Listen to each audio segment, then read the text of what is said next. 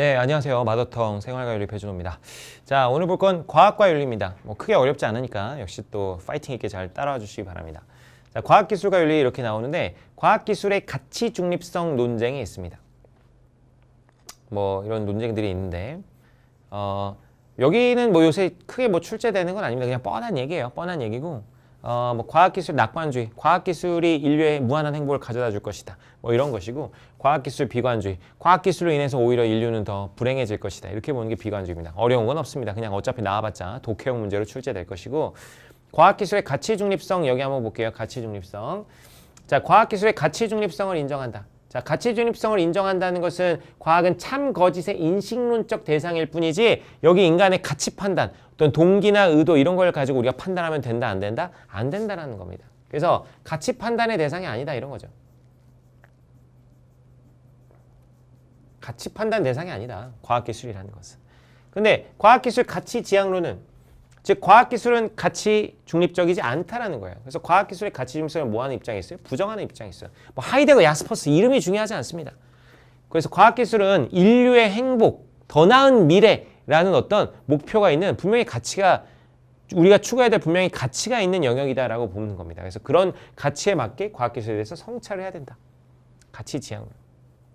자, 중립성을 인정하는 입장에서는 뭐라 그래요? 기술은 선하지도 악하지 않은 순환이다. 기술 자체가 좋다 나쁘다, 기술 자체가 선하다 악하다 이렇게 얘기할 수가 없다라는 거죠. 그래서 인간이 뭘 만드느냐, 어떤 조건에 하에서 기술이 만드느냐에 따라 달려있는 것이다. 인간이 어떻게 활용하느냐에 달려있지 기술 자체가 선하다 악하다 이런 얘기는 없다. 자, 가치 중립성을 부정하는 입장에서 뭐라 그래요? 과학기술을 그냥 그렇게 참과 거짓의 인식론적 대상으로만 여기다 보면 우리는 그냥 결국에 과학에 종속되어 버릴 수밖에 없다. 과학기술에 떠맡겨진다. 과학기술에 대해서 성찰해야 된다. 인류의 행복, 더 나은 미래, 뭐 이런 분명한 목표를 가지고 그 목표를 가지고 과학기술에 대해서도 우리가 가치 판단을 해야 한다는 거죠. 이해되시죠? 뭐 예를 들면 어떤 사람이 이렇게 얘기한다고 해봐요. 원자력 발전에 대해서 반대 운동을 하는 사람들이 있다고 해보자. 자, 그런 사람들은 어떻게 봐요? 원자력 자체를 좀 이렇게 나쁜 기술이라고 보는 관점들이 섞여 있겠죠. 자, 그런 분들의 관점은 원자력이란 건 인류에게 해로운 기술이다라고 보는 뭐가 들어있는 거야? 가치 판단이 들어가 있는 겁니다. 그래서 그분들은 뭐예요? 그분들의 입장은 뭐다? 가치 중립성을 뭐하는 입장이다? 부정하는 입장이다. 그런 것이고 또 반대로 이렇게 얘기하죠. 아, 원자력은 그 자체는 선도 악도 아니야. 원자력을 인류에게 도움이 주는 방향으로 쓰면 돼. 라고 하는 사람들은 뭐예요? 가치 중립성을 인정하는 입장이 되겠죠. 그래서 이 가치 중립성 인정 부정하는 입장들이 있다라는 거 알아두시고요. 별로 어려운 건 없습니다. 여기 과학기술의 정당화 맥락 이런 거 있는데 이거는 뭐 거의 출제되진 않습니다. 그냥 쓱 눈으로 보고 넘어가셔도 충분합니다. 다음으로 넘어갈게요. 자, 여기는 이제 과학기술자의 책임에 대해서 보겠습니다. 과학기술자의 책임. 여기도 뭐 그냥 읽어보시면 되고 특별히 뭐 이런 부분 출제되는 부분은 아닙니다. 과학기술자의 책임, 요건 좀 출제가 되는 부분인데 잘 알아두시기 바랍니다. 자, 과학기술 자체에 대한 책임만 강조하다. 이걸 뭐라 하면 내적 책임이라고 그래요. 내적 책임. 그리고 과학기술과 관련된 사회적 책임까지도 강조. 사회적 책임까지 강조하는 거 이거 외적 책임이라고 합니다. 외적 책임. 자, 내적 책임만 강조하는 거. 그 과학기술이 제대로 된 연구였나만 가지고 판단을 하는 거예요. 이것이 진리를 밝히는데 일조했느냐 안 했느냐, 사실이냐 아니냐 이것만 가지고 판단하는 겁니다.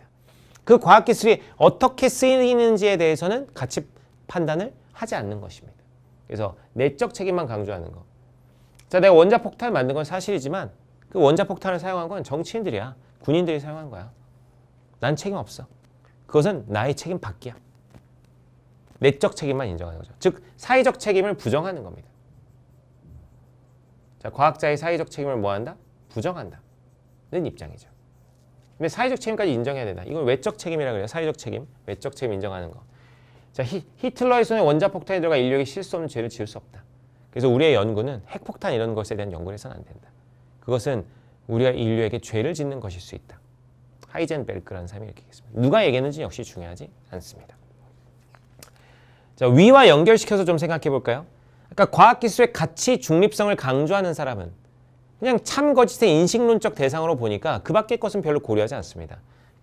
자, 여러분 앞에서 배운 거랑 좀 연결해 볼게요. 저기 과학기술의 가치 중립성 얘기를 했었잖아요. 과학기술의 가치 중립성을 인정하는 입장이 있고, 자, 인정하는 입장이 있고, 가치 중립성을 뭐하는 입장이 있었죠? 부정하는 입장이 있었죠.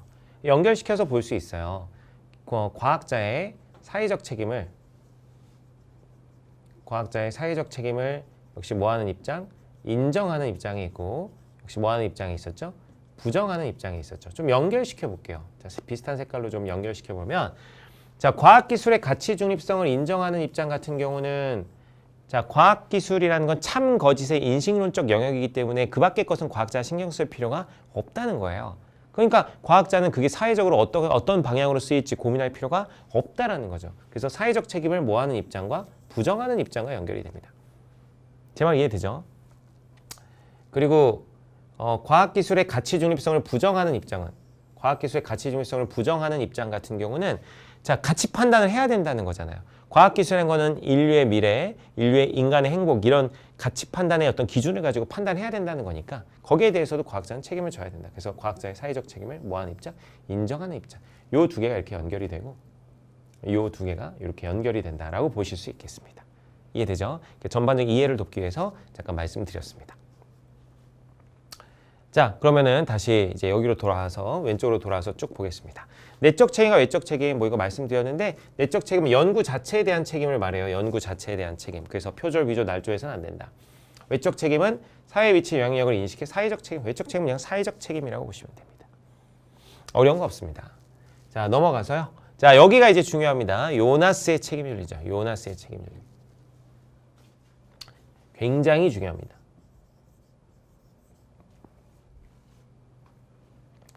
자, 책임윤리의 필요성. 이건 이제 배경인데요.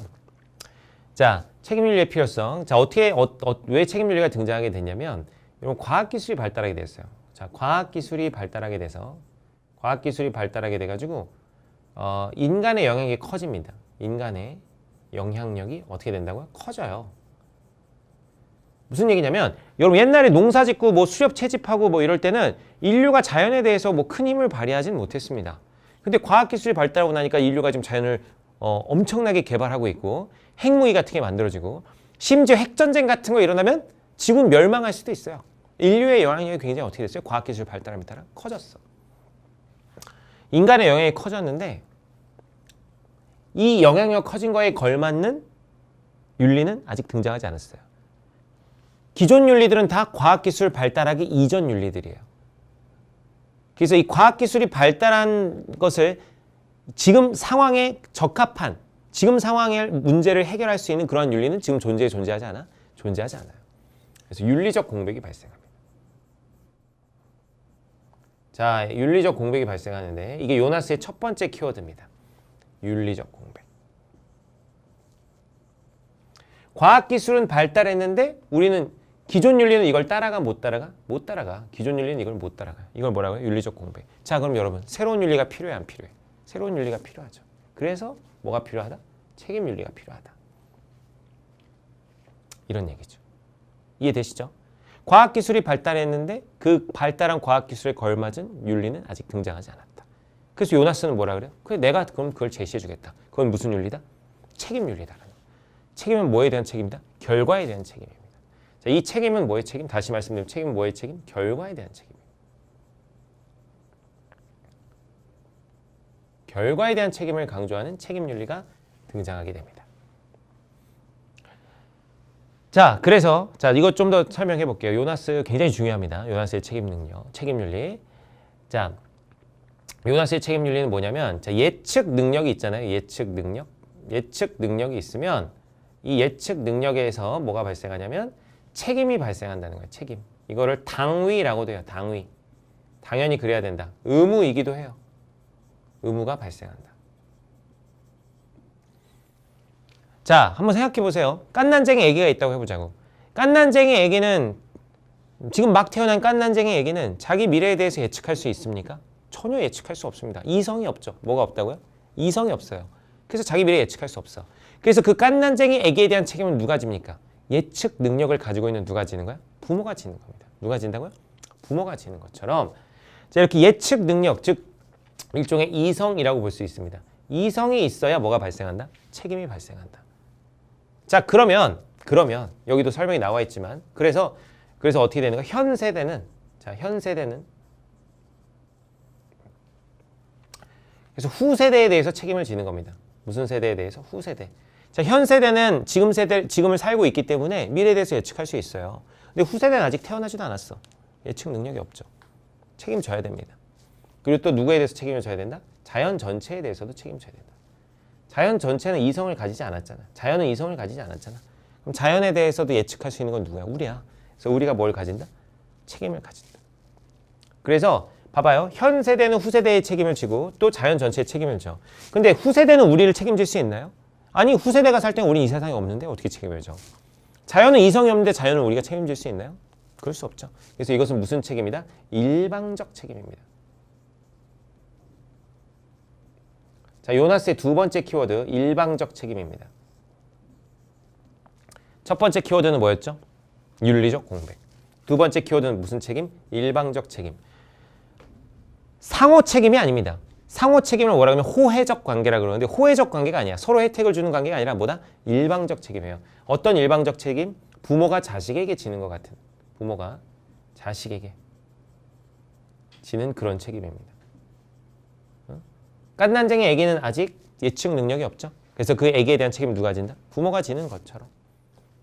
현 세대가 후세대와 자연에게 가지는 책임은 무슨 책임이다? 일방적 책임이다. 예측 능력이 있으면 책임이 발생한다고요. 근데 친구들이 물어봐요. 선생님, 그럼 예측 능력이 예측할 수 없는 것에 대해서는 책임을 지지 않나요? 아니요.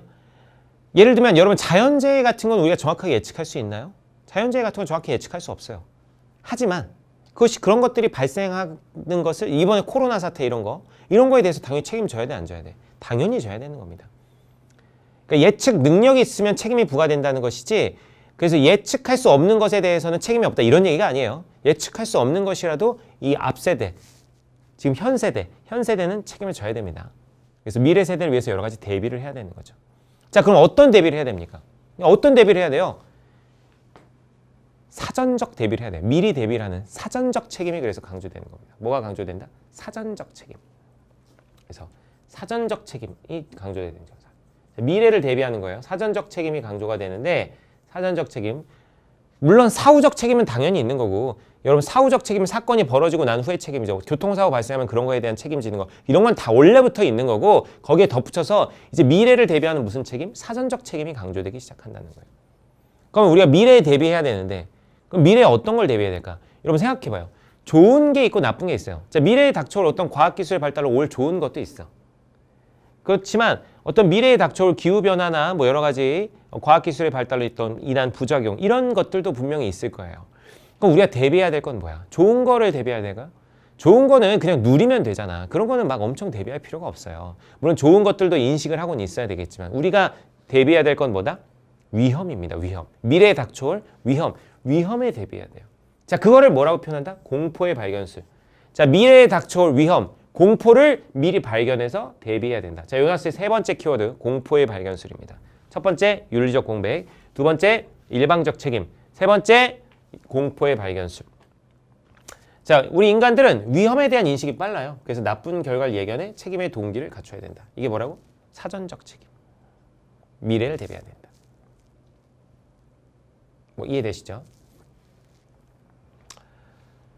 자, 그래놓고 요나스는 칸트 흉내를 하나 냅니다. 칸트 하면 핵심이 뭐야? 정언 명령이죠. 여러분 뭐라고요? 정언 명령. 정언 명령은 뭐다? 조건이 없는 명령이죠. 그래서 요나스도 칸트에 따라서 어떤 정언 명령을 얘기하는데 그걸 뭐 책임의 명법이라고 얘기하기도 합니다. 그래서 이게 요나스의 정언 명령이에요. 내 행위의 결과가 인간 미래 삶의 가능성을 파괴하지 않도록 행해라. 요나스의 정언 명령이 되겠습니다. 이건 정언 명령이니까 조건이 있어요, 없어요? 조건이 없는 정언 명령입니다. 자, 이건 그래서 이유가 있어, 없어? 이유가 없어. 그래서 쉽게 얘기해서 인류는 지구상에 존재해야 된다 이겁니다. 인류는 지구상에 존재해야 된다. 이게 요나스의 정언 명령이에요.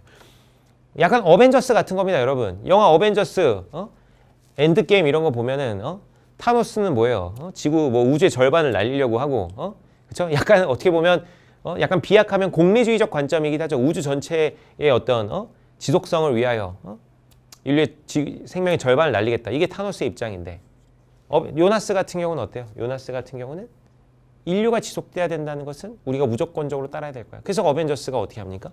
타노스랑 계속 끊임없이 싸우죠. 간지나죠, 그죠? 아이언맨이 막 이제 이렇게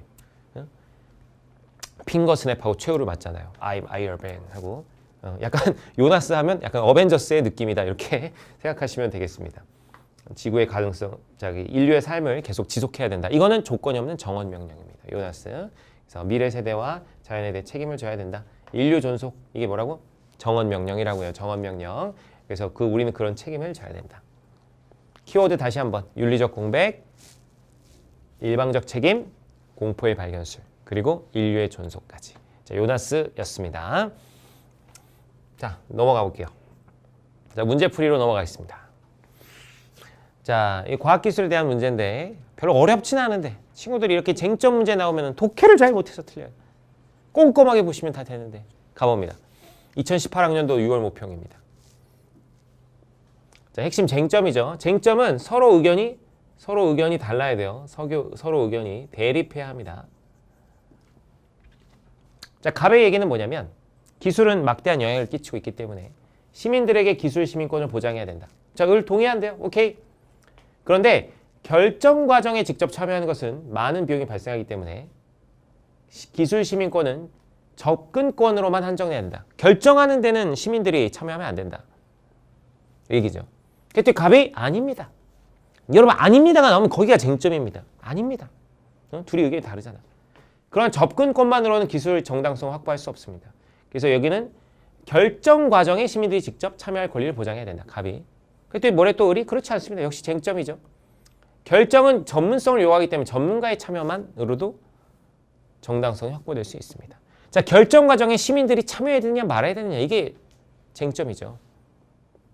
그래서 한번 살펴보면 1번 기술 시민권 보장 그대 관련 없는 것 같고 사회적 영향력 행사 관련 없는 것 같고 많은 비용이 발생하는 거 관련 없는 것 같고 적정 의사결정 이거는 뭐 둘 다 동의하죠. 정답은 5번 딱 나오죠. 기술 정책의 정당성은 전문가의 참여만으로 충분히 확보되는가. 저기 뭐예요? 저기 갑 같은 경우는 시민이 직접 참여해야 된다고 보는 것이고 을은 누구만으로도 충분하다? 전문가의 참여만으로도 충분하다. 어렵지 않죠? 자, 넘어가겠습니다. 정답은 5번 되겠습니다. 자, 다음으로 넘어가죠. 자, 2018학년도 6월 모평 가보도록 하겠습니다. 자, 인간은 행위하는 존재이기 때문에 윤리는 반드시 있어야 된다. 행위는 인과적 파급 효과를 상출하기 때문에 행위의 힘이 커질수록 윤리적 책임은 행위의 힘이 커질수록 윤리적 책임은 더욱 강조되어야 된다. 영향력이 커질수록 윤리는 더욱더 커져야 된다. 과학기술로 인해 인간이 갖게 된 새로운 행위 능력을 규제할 새로운 윤리가 필요하다. 이러한 새로운 윤리가 없을 때는 기술 능력을 실현시키고자 하는 압력으로 인해 윤리적 문제가 발생할 것이다. 무슨 윤리적 공백이죠? 자, 인류의 과학이 발달하면서 책임성이 점점 중대해지는데 그에 걸맞는 윤리가 아직 없다는 거죠. 이게 누구야? 요나스의 입장이죠. 요나스의 무슨 윤리? 책임 윤리. 가봅니다. 1번. 기술의 발달은 인간을 윤리적 책임에서 면제시켜준다. 아니, 기술이 발달하면서 책임이 점점 더 뭐한다? 커진다는 거죠. 윤리적 책임이 커진다. 틀렸다. 새로운 윤리는 행위의 결과가 아니라 동기를 고려해야 된다. 새로운 윤리는 무슨 윤리? 책임 윤리. 책임 윤리는 뭐에 대한 책임? 결과에 대한 책임. 그래서 결과가 아니라고 얘기할 리가 없습니다. 3번. 기술 발전으로 생기는 문제를 기존의 윤리로 해결해야 된다. 기존의 윤리로 해결 가능하대요? 못 가능하대요? 못 가능하대요. 뭐가 생겼어? 윤리적 공백. 기존 윤리는 뭔데? 기존 윤리는 과학기술 발달 이전에 만들어진 거잖아. 그래서 기존 윤리로는 해결할 수 없습니다. 4번. 새로운 윤리는 기술에 대해서 가치 중립적 태도를 지녀야 된다. 과학기술이 어떤 영향을 사회에 미치고 그것이 인류의 미래에 어떤 영향을 미칠지를 끊임없이 성찰하고 숙고해야 되는데 가치 판단을 안 하는 가치 중립적 태도를 가지면 안 되겠죠. 5번. 기술에 대한 윤리적 성찰이 결여될 때 기술에 대한 어떤 윤리적 고민을 우리가 하지 않을 때 윤리적 공백이 발생한다. 정답은 5번. 쉽죠? 넘어갑니다. 자, 2018학년도 9월 모평 가보겠습니다. 전통 윤리학과 달리 새로운 윤리학은 새로운 윤리학은 위험 그 자체가 나침반이 되어야 된다. 미래에 닥쳐올 위험 그 자체를 가지고 우리가 윤리적 판단을 해야 된다. 아까 봤던 공포의 발견술 요나스. 그래서 미래에 있을 수 있는 상황의 변화, 위험, 인류 몰락의 징조 이런 것들이 발견될 수 있는데 이걸 공포의 발견술. 자, 그럼 우리는 어떤 태도를 가져야 되나? 과학기술자. 1번 현재가 아니라 미래 위험만을 고려해야 된다. 미래 위험 고려하는 거 좋아요. 근데 만일 현재는 당연히 고려해야지. 현재는 당연히 고려해야죠. 2번 생태계 전체를 예방적 책임의 대상. 자, 요나스의 책임 윤리는 뭐에 대한 책임? 후세대. 자연 전체. 자연 전체, 생태계 전체. 생태계 전체. 생태계가 어떻게 될지 미래를 대비해야 되죠. 생태계 전체를 예방적 책임 대상. 정답은 2번이 되겠습니다. 3번. 이 연구의 위험이 확실할 때만 예방 조치를 해야 된다. 연구의 위험이 확실할 때만 예방 조치를 하면 안 하겠다는 얘기 아니에요? 미래에 확실한 위험 우리가 알 수 있어 없어? 없잖아. 확실할 때만 예방 조치를 취하겠다는 건 안 하겠다는 다를 바 없습니다. 말도 안 되는 얘기죠. 4번 세대 간 호혜성의 원리. 자, 이거 친구들이 어려워하는 건데 호혜성은 서로 혜택을 주고받는다는 겁니다. 서로 혜택. 호혜성은 서로 혜택. 즉 쌍방이라는 얘기입니다. 쌍방. 호혜성의 원칙에 따라 미래 세대를 책임진다. 호혜성이 아니죠. 일방적 책임입니다. 요나스는 무슨 책임이다? 일방적 책임이에요. 후세대는 우리를 책임질 수 있어요? 없어요? 없어요. 앞세대가 책임지는 거죠. 일방적 책임. 사회에 대한 책임보다 과학적 연구 성과를 더 준 책임 윤리인데 책임이 중요하죠. 정답은 2번 되겠습니다. 다음으로 넘어갑니다. 자, 2018학년도 수능 문제 가보겠습니다. 자, 우리에게는 악의 인식이 선의 인식보다 무한히 쉽다. 위험을 더 판단하기 쉽다는 거죠. 선을 눈에 띄지 않게 존재하며 반성을 하지 않으면 인식될 수 없지만 악은 우리에게 인식을 강요한다. 그렇죠? 위험이라는 것은 우리가 대비하지 않으면 큰 문제가 생기기 때문에 인식을 강요하는 거지. 그래서 새로운 윤리학은 공포를 논의의 대상으로 삼는다. 이게 바로 뭐야? 공포의 발견술 아니야? 인간 행위의 새로운 유형에 적합하고 새로운 유형의 행위 주체를 지향하는 명법은 다음과 같다.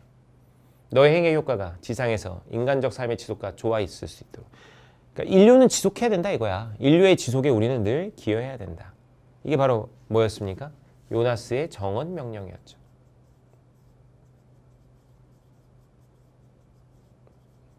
(1번) 자연이 수용할 수 있는 한에서 과학기술의 발전을 추구해야 된다. 그렇죠? 자연에 대해서 우리 책임져야 되니까. 그렇다고 과학기술 발전하지 말라는 얘기는 아니에요. 자연을 고려하면서 과학기술을 발전시켜라. 좋은 얘기입니다. 2번 과학기술의 긍정적 영향보다 부정적 영향. 그죠? 위험에 주목하자 라고 하잖아. 악의 인식이 더 쉽잖아. 3번 새로운 윤리학은 최고학에 대한 공포에서 출발할 필요가 있다. 최고학이 뭐겠어? 인류의 멸망이겠죠. 인류의 멸망입니다. 최고학, 인류 멸망. 이 공포에서 출발하죠. 그죠? 그래서 인류는 지속해야 된다. 이런 정언 명령 가지고 이야기를 이어가는 거 아닙니까? 4번 새로운 윤리학은 A면 B하라 라는 형식의 명법. 이 형식이 뭔데? A면 B하라 라는 형식의 명법. 이건 뭔데? 이게 뭐냐고? A면 B하라. 이게 뭐야? 가언 명령이죠. 조건이 있는 거야. 가언 명령. A이면 B하라. 조건이 있잖아. A이면 B하라. 가언 명령이잖아. 근데 요나스는 뭐도 있어? 정언 명령 있잖아. 그래서 가언 명령만을 지향한다. 이렇게 얘기할 수 있어요? 없어요? 없지. 요나스는 뭐가 있으니까? 정언 명령이 있으니까. 인류의 존속. 요나스의 정언 명령 뭐야? 인류의 존속이야. 인류는 지구상에 계속 존재해야 돼. 이거 이유가 있어? 없어? 이거 이유가 없잖아. 인류의 존속은. 응? 인류의 존속 이유가 없는 정언 명령이죠. 그래서 요나스는 정언 명령이 있기 때문에 가언 명령만을 지향한다. 이렇게 얘기할 수가 없습니다. 정답은 4번. 사후적 책임뿐만 아니라 사전적 책임도 중시. 뭐 이건 당연한 얘기죠. 계속 강조했다. 자, 넘어가겠습니다. 자, 2019학년도 9월 모평 살펴볼게요. 자, 과학자는 연구와 실험의 결과가 인류의 운명에 긍정적 영향을 미치지 부정적 영향을 미치지 객관적으로 예측할 수가 없다. 어떻게 활용할지를 결정하는 것은 과학자의 몫이 아니다. 그것은 가치 판단의 문제로 과학의 영역이 아니다. 과학자는 오로지 진리 탐구만 하면 된다. 이게 사회적으로 어떤 영향을 미칠지 이건 과학자가 연구할 몫이 아니야. 즉 사회적 책임을 과학자의 사회적 책임을 인정하는 거니 부정하는 거니 사회적 책임을 뭐 하고 있어요? 부정하고 있죠. 오케이? 가봅니다. 과학자는 연구 결과의 모든 활용에 대해 아니 활용에 대해 얘는 책임 있대 없대? 없잖아. 사회적 책임 부정하잖아. 과학자는 연구의 외적 책임으로부터 자유로워야 되는 외적 책임. 외적 책임 뭐야? 사회적 책임이잖아. 사회적 책임. 사회적 책임부터 자유로워야 되는가? 오케이. 이거 과학자는 이론의 타당성을 객관적으로 검증해야 되는가? 이건 내적 책임인데 이건 당연한 거 아니야? 과학자는 연구 주제의 사회적 파급 효과를 고려해야 돼. 이게 사회적 책임 없다 그랬잖아. 파급 효과 고려할 필요가 없지. 이건 과학자가 할 일이 아니야. 정답은 니은디귿 3번이 되겠습니다. 깔끔 넘어갑니다. 자, 2019학년도 9월 모평 살펴보겠습니다. 자, 오늘날 같은 윤리적 공백의 시대에는 구원의 예언보다 불행의 예언에 구원의 예언보다 불행의 예언에 더 주의를 기울여야 된다. 그럼 우리는 과학기술 유토피아주의를 찬양하는 희망의 원칙이 아닌 자, 공포의 원칙. 공포의 원칙 누구야? 요나스죠, 요나스. 공포의 원칙. 미래에 닥쳐올 공포를 대비하자. 자, 가상대담. 지구온난화 같은 문제 해결하기 어떻게 해야 될까요? 뭐 이러이러한 자세를 가져야 됩니다. 1번. 자연과의 상호 책임성을 토대로 자연에 대해 책임지는. 자연에 대해서 책임지는 거 좋거든요. 상호 책임성이 아니죠. 상호 책임성이 아니잖아. 일방적 책임이잖아. 요나스는 무슨 책임이다? 일방적 책임. 자연은 책임을 질 수 있어 없어? 없잖아. 2번. 부모가 자녀에 대해 책임지는 것처럼 부모가 자녀에 대해 책임지는 것처럼 이성을 갖춘 예측 능력이 있는 부모가 아직 갓난쟁이 애기에 대해서 책임지는 것처럼 즉 무슨 책임? 일방적 책임이죠. 이 일방적 책임 부모가 자녀에게 지는 것처럼 자녀에 대해 책임져라. 자연에 대해 책임져라. 정답은 2번 되겠습니다. 3번 자연에 대한 주인의식을 토대로 주인의식을 가지고 하는 게 아니죠. 부모가 자녀에 대해서 주인의식을 가집니까? 아니지. 4번 과학의 무한한 진보를 바탕으로 생각하다 보면 과학에 대해서 무비판적으로 수용하게 돼서 과학에 종속될 가능성이 있습니다. 그래서 이렇게 하면 안 되고요. 행의 직접적 영향의 한도 내에서만 책임진다. 아니 여러분 지금 자연재해 일어나고 막 코로나 이런 거 발생하고 꼭 직접적 영향의 한도라고만 볼 수는 없겠죠. 우리가 예측할 수 없는 직간접적인 모든 영향을 우리가 다 고려해야 합니다. 그래서 직접적 영향 한도 내에서만 고려하는 게 아니죠. 정답은 2번 되겠습니다. 자, 다음.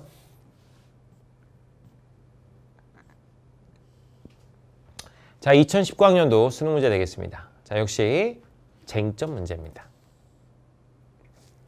쟁점 문제 한번 살펴볼게요. 쟁점. 자, 과학은 가치 중립적이지 않습니다. 연구 주제를 선정할 때 가치가 개입될 수밖에 없습니다. 그리고 연구 과정에서 연구윤리를 준수해야 됩니다. 자, 동의한대요. 쟁점이 아니야 일단. 동의합니다. 또한 과학자는 내적 책임뿐만 아니라 사회적 영향을 인식해야 됩니다. 그래서 개발과 활용에 대한 사회적 책임까지 다해야 합니다. 이렇게 의리 얘기하고 있죠. 그랬더니 답이 뭐래요? 답이 아닙니다. 여러분 쟁점에서는 늘 아닙니다가 포인트입니다. 아닙니다. 이 아닙니다 전후를 잘 보셔야 돼요. 과학자에게 그러한 책임까지 돌리면 과학의 발전이 지체됩니다. 연구 결과가 활용되어 사회적 부정적 책임을 초래하더라도 그게 활용한 사람의 책임이다. 과학자의 책임이 아니다. 쟁점 끝났어. 과학자는 사회적 책임을 지느냐 안 지느냐야 이거야. 그죠? 과학의 발전이 지체될 수는 있지만 사회적 책임을 부과하는 건 정당하다. 중요한 건 윤리적 방향이다. 사회적 책임을 과학자에게 지울 것이냐 지우지 말 것이냐가 쟁점이 되겠습니다. 1번 연구윤리를 준수해야 되는가? 이건 당연히 둘 다 동의할 것 같은데 쟁점 아니죠? 연구주제를 설정할 때 가치 중립적 태도를 취하는가? 뭐 그런 것과는 지금 위 내용이 크게 관련은 없습니다. 둘 다 주관적 가치를 개입시켜야 된다. 근데 둘 다 동의하고 있죠. 3번 과학자는 과학 연구에 대한 모든 책임에서 면제되어야 하는가? 사회적 책임이 없다고 보는 갑도 내적 책임은 있다고 봅니다. 내적 책임은 있다고 보기 때문에 모든 책임에서 면제되라는 얘기는 아닙니다. 4번 과학자에게 내적 책임과 더불어 사회적 책임도 부과해야 되는가? 그렇죠. 사회적 책임이 있느냐 없느냐가 지금 쟁점이잖아. 정답은 4번. 과학자에게 사회적 책임을 부과하면 과학 발전이 지체될 수 있는가? 지체될 수 있지만은 을도 동의하는 거예요. 그래서 쟁점이 되지 않습니다. 다음 문제 갑니다. 자, 2020학년도 6월 모평 문제 역시 또 쟁점 문제 잘 읽고 풀어주시면 됩니다. 자, 자율주행차의 이야기가 나옵니다. 자율주행차. 자율주행차 저도 되게 갖고 싶어요. 제가 아직 운전면허가 없습니다. 뭐 어쩌다 보니까 운전면허 아직도 안 따고 살았는데 자율주행차가 나오길 기다리고 있어요. 언제 나올까? 뭐 이러면서. 자율주행차는 사고를 획기적으로 줄일 수 있대요. 동의합니다. 근데 생명이 위협받는 상황에서는 사람이 직접 운전해야 되지 않을까요? 뭐 이렇게 얘기합니다. 판단을 해야 되니까. 근데 아닙니다. 그런 방식은 사고를 더 증가시켜요. 모든 상황에서 인공지능에 맡겨야 돼요. 우리 뭐라 그래? 그걸 단순히 생명과 관련해서 이익을 기준으로 하면 안 되고 자율성을 존중해야 된다 이런 얘기를 하고 있습니다. 자율성 존중. 지금 쟁점이 뭡니까? 다시 자 아닙니다. 위아래가 중요하다 그랬죠. 자 뭐라 그랬냐면 을은 생명을 위협받는 상황에서는 사람이 직접 운전을 해야 된다. 근데 을은 아니 그때도 인공지능에게 맡겨라. 자 그럼 위급한 상황에서 운전을 누구에게 맡길 것인가입니다. 인공지능에게 맡길 것인가 사람에게 맡길 것인가. 자 이게 쟁점이죠. 관련 있는 거 그냥 찾아주면 돼요. 위급 상황에서 누가 운전해야 되는가? 바로 나오죠. 정답은 몇 번? 4번. 자 다시 말씀드리지만 쟁점 문제는 이렇게 서로 부딪히는 지점 이 아닙니다 전후를 잘 보셔야 됩니다. 오케이? 넘어갑니다. 자 2020학년도 수능 문제 되겠습니다. 살펴볼게요. 자, 과학의 목적은 자연을 인간의 의도에 맞도록 변형함으로써 인간의 활동 영역을 넓히는 것이다. 인간은 자연의 사용자이자 해석자로서 자연을 경험적으로 연구해야 된다. 자연에 대한 지배권은 오직 기술과 학문에 달려있다. 인간은 자연을 이렇게 기술과 학문에 따라서 뭐 할 수 있다? 지배할 수 있다 이렇게 얘기하고 있죠. 그냥 그렇구나. 근데 을은 뭐라 그러냐면 현대 기술의 본질은 기술적인 것이 아니다. 우리는 언제나 부자연스럽게 기술에 붙들려 있다. 최악의 경우는 기술을 중립적으로 고찰하는 때이며 이 경우 우리는 기술의 본질에 대해서 맹목적이게 된다. 기술의 본질에 대해서 얘는 좀 고찰하자 이거야. 그죠? 얘는 갑은 기술과 학문을 가지고 자연을 지배해야 된다. 여기 초점 맞춰져 있고요. 가봅니다. 자, 그냥 독해용으로 풀어주시면 돼요. 관찰과 실험으로부터 유용한 지식을 이끌어낼 수 없다. 그러는데 여기 보면은 과학을 통해서 기술과 학문에 따라서 자연을 막 지배할 수 있잖아요. 유용한 지식을 이끌어낼 수 있죠. 당연히. 말도 안 되는 얘기. 2번. 과학의 목적은 삶의 개선이 아니라 진리 탐구 그 자체다 그러는데 인간의 활동 영역을 넓히는 거래요. 일단 인간의 활동 영역을 넓히는 거. 그럼 삶의 개선이겠죠. 진리 탐구 그 자체가 아니라.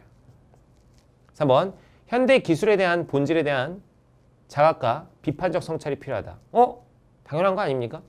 우리는 언제나 기술에 붙들려 있기 때문에 최악의 경우는 중립적으로 고찰할 때다. 그러니까 최악의 경우 기술을 단지 중립적으로만 보면 안 된다는 거야. 기술에 대해서 성찰해야 된다 이런 얘기하고 있죠. 가치 중립성 부정하면서. 정답은 3번 되겠습니다. 4번 보면 현대 기술은 인간의 자율적 의지에 전적으로 종속되어 있다 그러는데 우리가 기술에 붙들려 있죠. 우리가 붙들려 있습니다. 거꾸로. 5번 기술은 수단일 뿐 그 자체는 가치 판단의 대상이 아니다 그러는데 자 을은 가치 판단의 대상으로 보고 있죠. 그래서 을은 틀렸다 이렇게 볼 수 있습니다. 정답은 3번 되겠습니다. 자 이제 여기까지 본 거 같네요. 자 오늘 과학기술까지 살펴봤고 이제 다음 단원으로 넘어가도록 하겠습니다.